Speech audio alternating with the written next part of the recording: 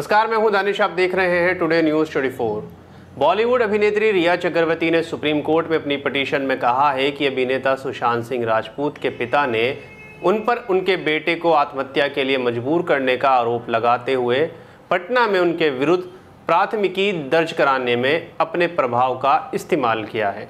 सुशांत सिंह राजपूत पिछले महीने 14 जून को मुंबई के उपनगरीय क्षेत्र बांद्रा में अपने अपार्टमेंट में फांसी से लटके मिले थे।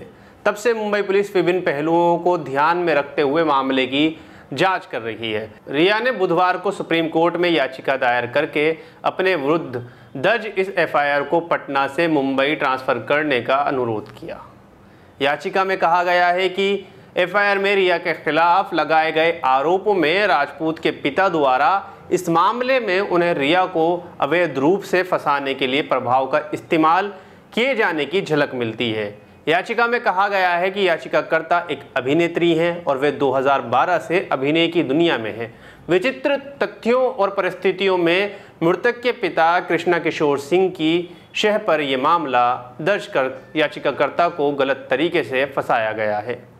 रिया ने अपनी अर्जी में कबूला है कि वे राजपूत के साथ रह रही थी। याचिका में यह भी कहा गया है कि वे अभिनेता की मौत के कारण और उन्हें मिल रही बलात्कार और जान से मारने की धमकियों के कारण गहरे सदमे में है। याचिकाकर्ता को जान से मारने और बलात्कार की कई धमकियां भी मिली हैं और वे मृतक के इस दुनिया से चले जाने से गहरे सदमे में है। रिया के अनुसार उन्होंने बलात्कार और हत्या किए जाने की धमकियों को लेकर सेंटा क्रूज थाने में भी शिकायत दर्ज कराई है। उन्होंने कहा है ये उल्लेख करना उचित होगा कि मृतक और याचिकाकर्ता 8 जून 2020 तक 1 साल से साथ रह रहे थे।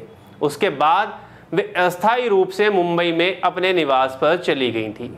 अर्जी में कहा गया है कि मृतक सुशांत सिंह राजपूत कुछ समय से अवसाद में था और वे उसके लिए दवा ले रहा था। सुशांत ने 14 जून 2020 को बांद्रा में अपने निवास पर फांसी लगाकर आत्महत्या की थी। मुंबई के बांद्रा थाने में अप्राकृतिक मौत की रिपोर्ट दर्ज की गई। रिया ने कहा कि कई बार बांद्रा पुलिस ने उन्हें बुलाया और उनके बयान भी दर्ज किए और वे समझती है कि मुंबई पुलिस की जांच अभी चल रही है, वे फॉरेंसिक रिपोर्ट का इंतजार है। उन्होंने ये भी कहा कि सीआरपीसी की धारा 177 की व्यवस्था है कि हर अपराध की जांच और सुनवाई उस मजिस्ट्रेट के द्वारा की जाए जिसके क्षेत्राधिकारी में अपराध हुआ है। उन्होंने कहा कि यदि सुशांत के पिता द्वारा दर्ज मामले में तनिक भी सच्चाई है तो भी अपराध की जांच का क्षेत्राधिकार बांद्रा थाना ही होगा।